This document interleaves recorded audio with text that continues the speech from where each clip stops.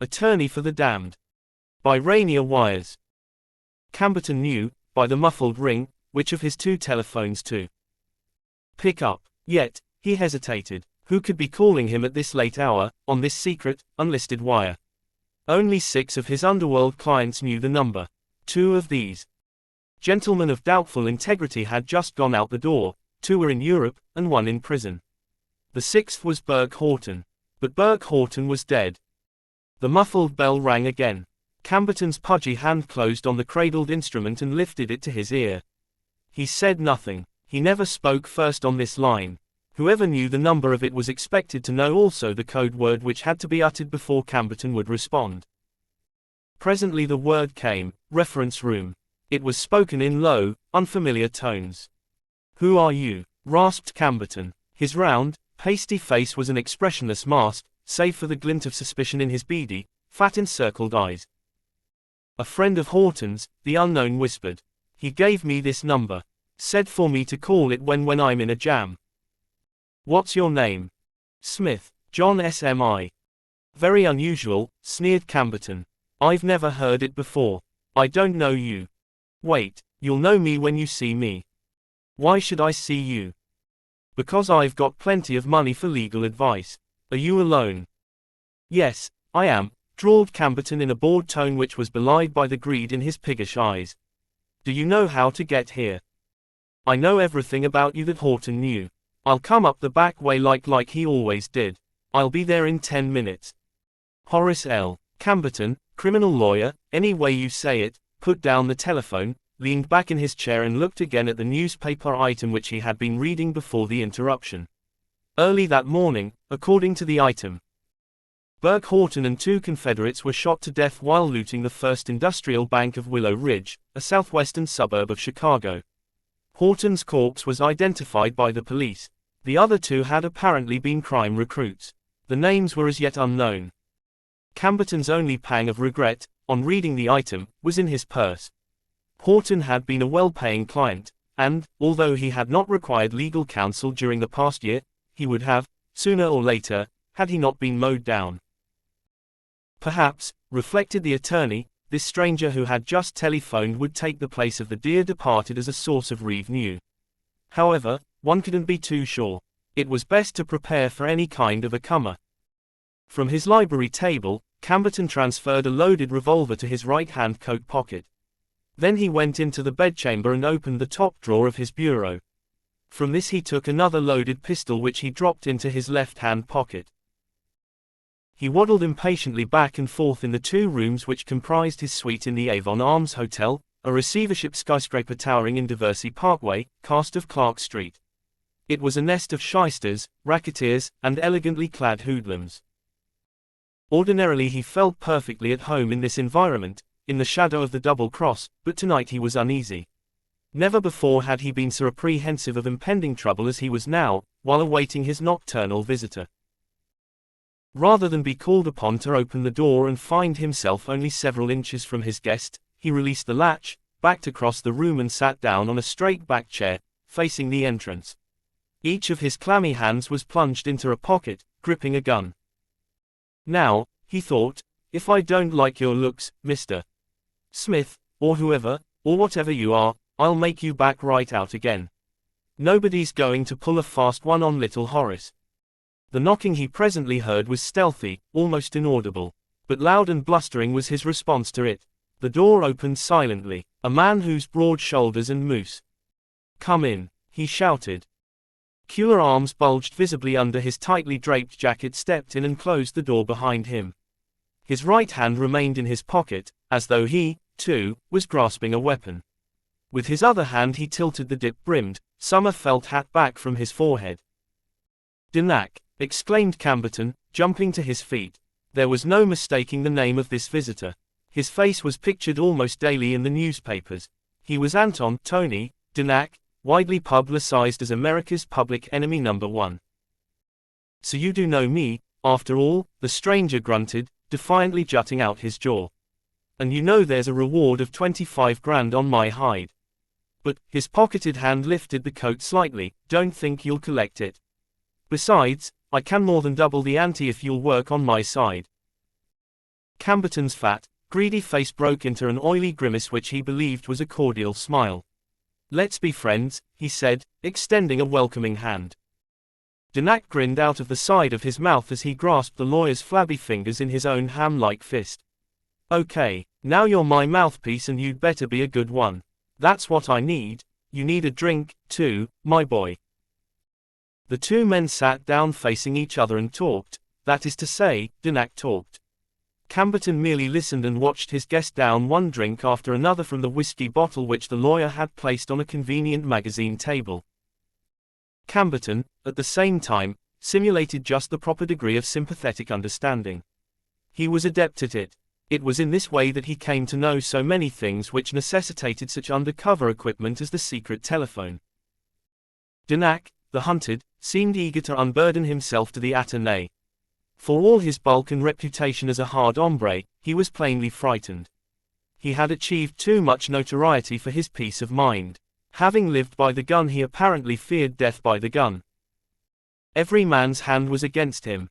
He poured himself yet another drink and said, "I met Horton in Minneapolis, about 6 months ago. He joined my gang and we did several jobs, payroll raids in St. Louis. The last one there wasn't so good. 3 of my boys were killed."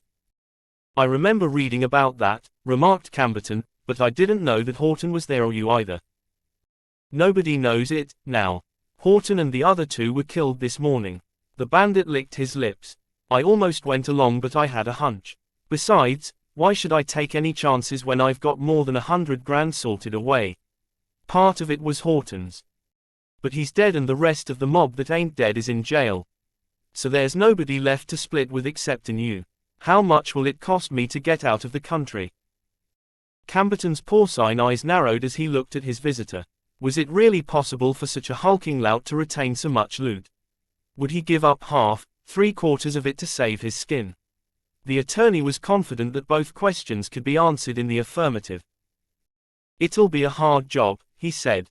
"Your picture, given to the police by that dame you ditched, is being printed so often, nowadays, that your face is as well known as Babe Ruth's.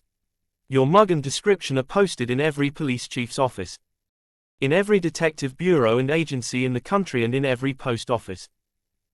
That's just it. Even people who only look like me are getting arrested and shot at," cried Danak. "What chance have I got?" "A good chance," said Camberton, watching his client closely. "But, as I said, it'll be a hard job and expensive. There will be certain preliminary costs. First of all, I'd have to hire someone to do a little plastic surgery on that well-known face of yours. Then, too, I'd have to pay for fixing aids along the route you're to take and—" "Hell," exclaimed Danak, "if you're worried about my being able to pay, here's $25,000 for a starter." He reached into his breast pocket and tossed a packet of greenbacks into the attorney's lap. "And remember, there's more than $100,000 where that came from. It's all safe and snug under the floor of the Ideal Shoe Repair Shop, just a few blocks from here." He hiccuped. Then, loosening his tongue with another drink of whiskey, he rambled on, "Yeah, I own the Ideal Shoe Repair Shop. The old shoemaker who's supposed to own it is just a stooge for me. He learned cobbling in the penitentiary. Does he know the money's there?" "Ha, ha, not much. Old Fred Miller's too dumb to ever know anything important. All he knows is that I sometimes used the joint for business meetings with Horton and the boys. I always send Miller out with enough money to get drunk on. Other times he sleeps there.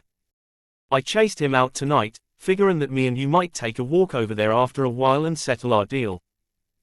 Mere slits now, the criminal lawyer's greedy eyes flashed from the money to Danak.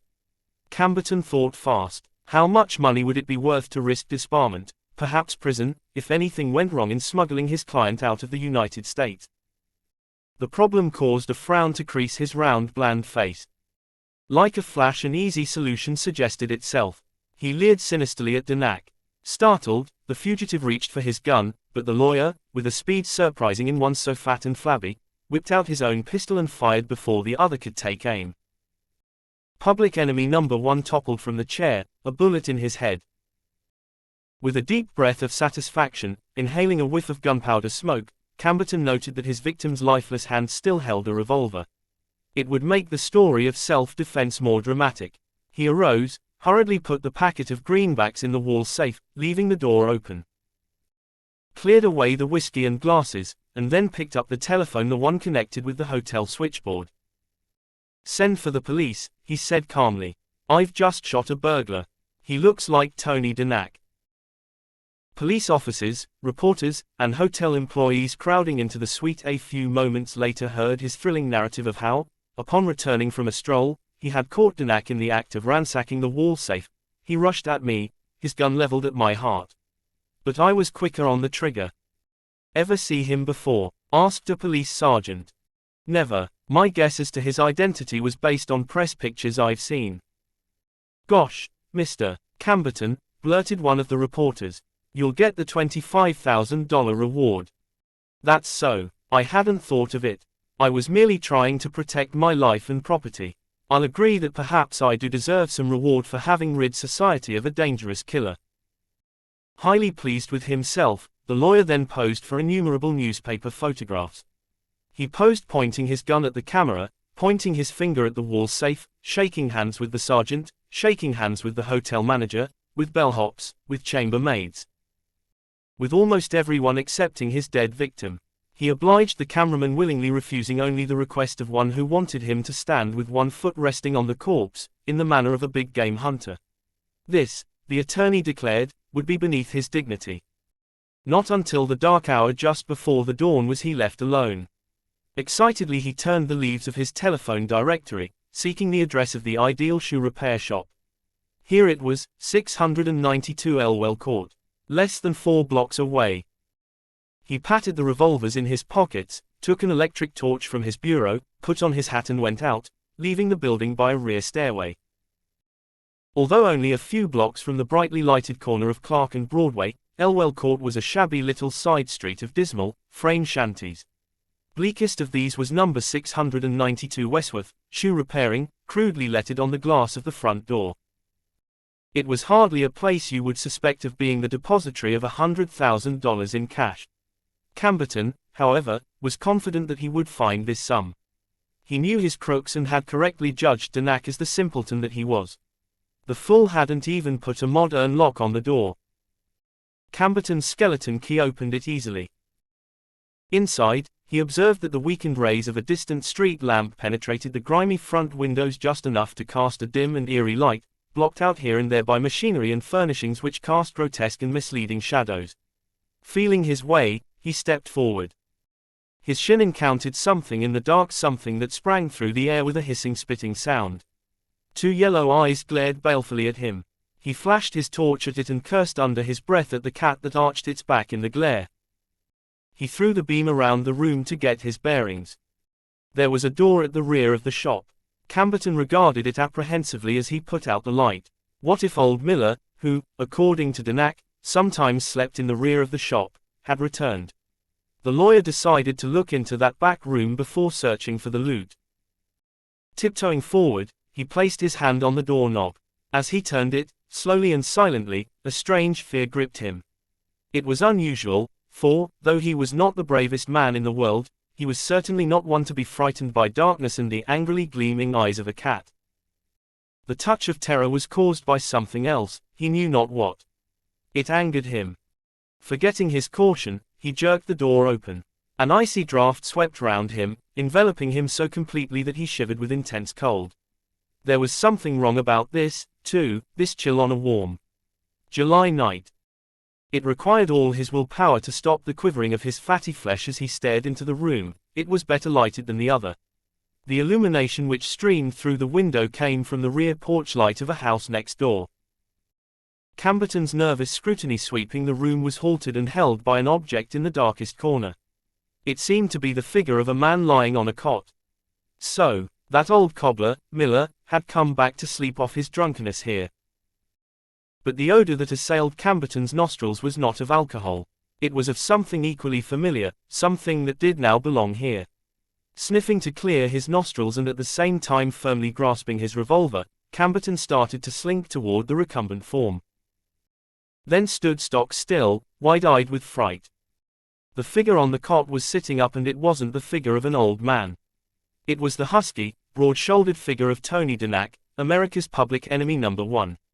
Tony Danak, whose corpse at this moment should be stretched on a slab in the county morgue, was sitting up. The face of the figure seemed to gleam with a greenish phosphorescent light, making more horrible the vilipending leer that was directed at the horrified attorney. In the forehead of the face was a bullet hole, and the odor that was creeping into Camberton's brain was the odor of burnt gunpowder. His round countenance paled to sickly white. His eyes almost popped out of the thick, fleshy pouches. He moved his lips but could not utter a sound. "You," he managed to croak at last, "you why, damn you, Danak, I killed you once and I'll kill you again." He aimed his pistol at the apparition. The shanty seemed to shake as the gun roared again and again. The spurts of gunfire seemed to pierce right through the figure which rose slowly from the cot and moved relentlessly toward Camberton, step by step. The lawyer backed away from it, firing desperately. Try as he might, he could not turn and run. The eyes staring into his with a hypnotic fixedness seemed to fasten his own with invisible bands, permitting him to step back only as far as the other had stepped forward, no farther. Sobbing wildly, Camberton pulled out his other gun and emptied its contents at the wraith. Automatically his twitching fingers jerked at the triggers of the emptied weapons, clicking them futilely. That was the way the police squad car crew found him, idiotically clicking the triggers of two empty guns. The shooting had aroused the neighborhood and brought the prowl car to number 692 within 3 minutes of the first crack of the first gun. The lifeless body of old Fred Miller, riddled with the bullets from the attorney's pistols, lay on the cot. That was all that the police saw, that and the drooling madman who had once been Horace G. Camberton, well-known criminal attorney, pressing the revolver triggers like an automaton. It is hardly likely that he will ever be tried for the murder of the aged shoemaker because he does not seem able to comprehend what he's done. In an asylum for the criminal insane, he crouches in his cell, insisting that he and Danak were the only occupants of the back room at number 692. Few people are permitted to visit the broken attorney. Fewer care to do so, since, as the authorities explain it, the mad terror which creeps over his face at intervals is of such awfulness that the most hardened observers shudder at the sight of it.